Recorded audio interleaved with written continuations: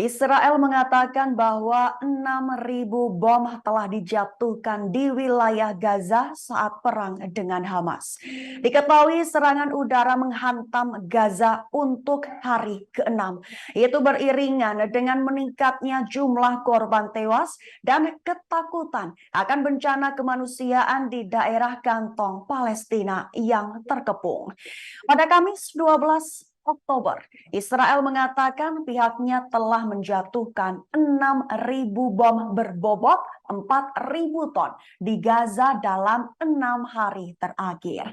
Imbas dari jatuhnya ribuan bom itu adalah menewaskan lebih dari 1.400 orang. Para pejabat di Gaza pun memberikan keterangan. Mereka mengatakan korban tewas termasuk 447 anak-anak, 248 wanita, dan 10 petugas kesehatan. Bahkan pada hari Kamis saja, korban tewas mencapai lebih dari 150 orang. Seluruh lingkungan di Gaza yang dihuni oleh 2,3 juta orang, setengah dari mereka adalah anak-anak, telah hancur akibat pemboman yang terus-menerus. Tak hanya itu, juga memaksa 338.000 warga Palestina meninggalkan rumah mereka untuk berlindung. Menurut Kementerian Kesehatan Palestina, jumlah korban tewas di tepi barat meningkat menjadi 31 orang, serta lebih dari 600 orang terluka. Sedangkan di pihak Israel setidaknya 1.300 orang telah terbunuh serta menahan sedikitnya 100 orang pada Sabtu kemarin. Israel telah melakukan pengepungan total terhadap jalur Gaza, memutus akses terhadap makanan, air, obat-obatan, dan bahan bakar. Tepat ketika pasukannya bersiap menghadapi kemungkinan serangan darat.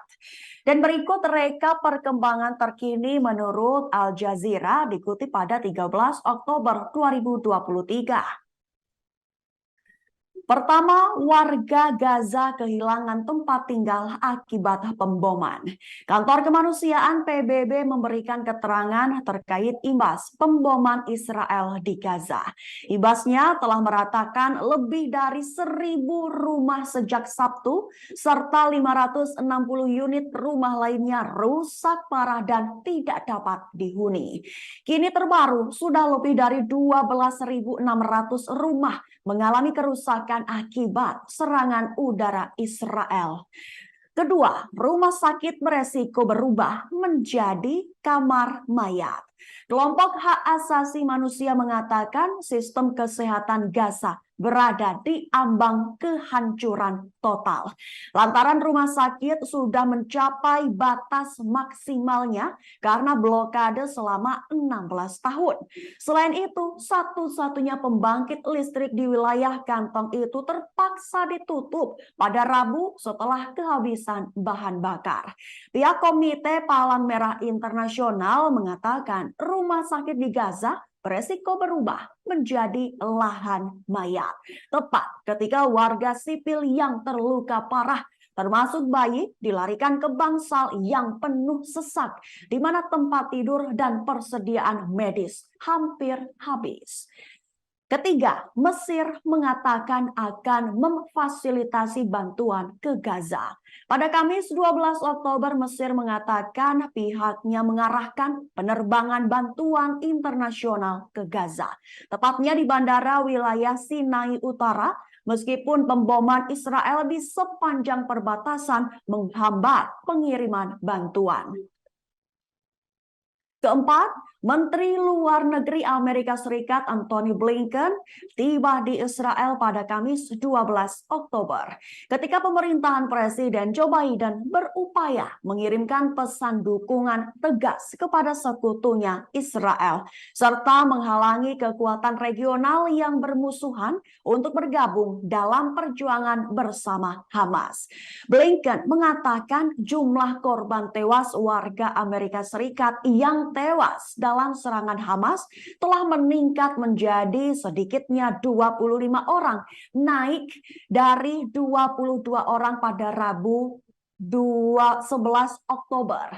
Kelima, warga Palestina dibunuh oleh pemukim di tepi barat. Rinciannya pada Kamis 12 Oktober, seorang ayah Palestina dan putranya ditembak mati oleh pemukim.